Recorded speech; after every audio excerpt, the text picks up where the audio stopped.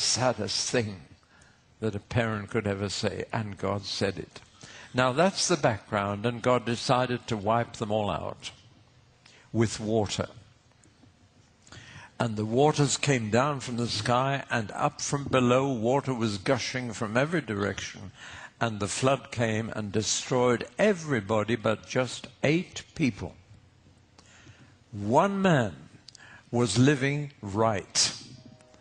He was a righteous man. And that man had persuaded his wife, 3 sons, and 3 daughters-in-law to live right in the same way. And God saved them, told him to build a boat in the middle of dry land. While everybody laughed at him, he knew what he was doing. And he trusted and obeyed God. By faith, Noah built an ark. And they were safe. As soon as they came out, God made the first covenant with human beings ever. Bound himself to a promise voluntarily. He was not under obligation to say it, but the promise was basically very simple. I promise I will never do that again as long as the earth remains. Furthermore, that's a negative promise, that he promised not to do it again, but there's a positive side to it. He promised to make sure that the human race survived by looking after the food problem, by looking after the seasons, by seeing that there was always enough food in the world for everybody to go to bed satisfied.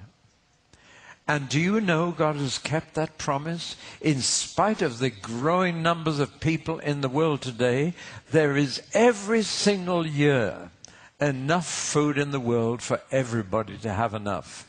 Yet 1/3 of the world goes to bed hungry, and 1/3 of the world goes to bed starving. Why? God has done his bit and put enough food in the world for everybody. Why then all this hunger?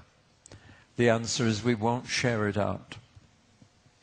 And some nations have too much food and others have far too little. And some nations are obese and trying to get slim, and other nations are too slim and desperate to get a bite to eat. That's not God's fault. That's ours. God has done his bit.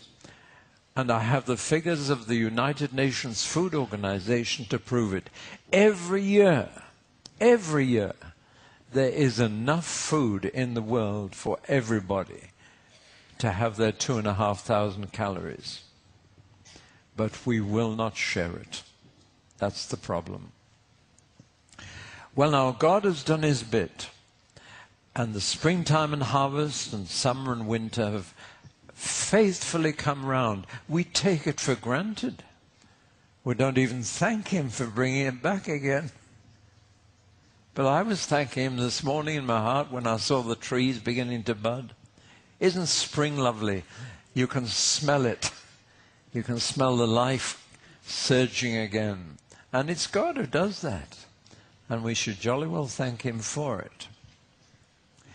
Now, it's interesting that 2 things we need more than anything else are light and moisture, sun and rain.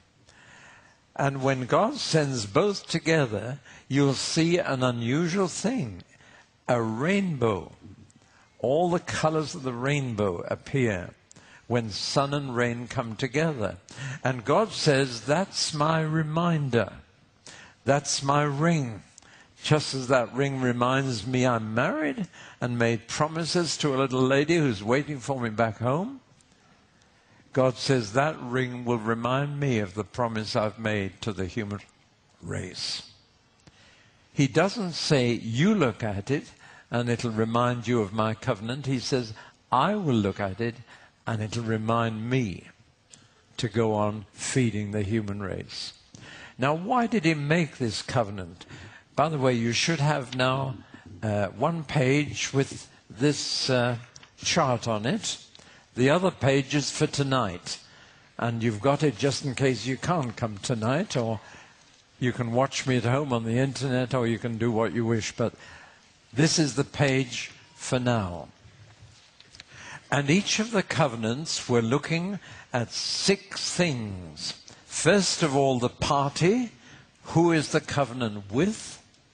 Then the promise on which the covenant is based, I will. That's the most frequent thing that God ever said. It's all the way through the Bible, I will. And that's what you say when you get married. And it's what God says when he makes a covenant. And we ask there, what is the promise offering? And then the third thing we ask, does God expect anything in return? Is there a proviso attached to the covenant? Then we ask, is there a penalty attached which will punish us if we don't keep the covenant? Then we ask, how long will it last? What period does it cover, this promise?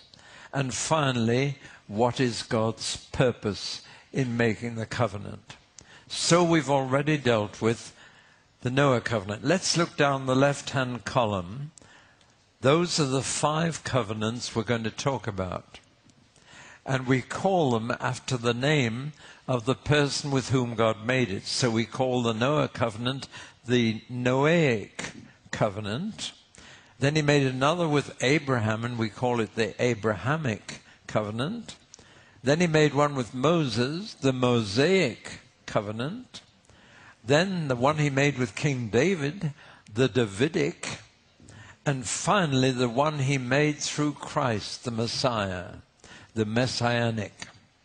These are the 5 covenants around which the whole Bible story revolves. And I want you to notice already that only one of those is called the Old Covenant, and that's Moses. And only one of them is called the New Covenant, and that's the Messianic. So that's a bit enlightening to begin with. Because the word covenant and the word testament are, of course, the same word. And it's a tragedy that the 2 halves of our Bible were ever called the Old Testament and the New Testament, which mean the Old Covenant and the New Covenant, which gives the wrong impression. There are only 2 covenants in the Bible, the old one and the new one. And that's not the picture at all.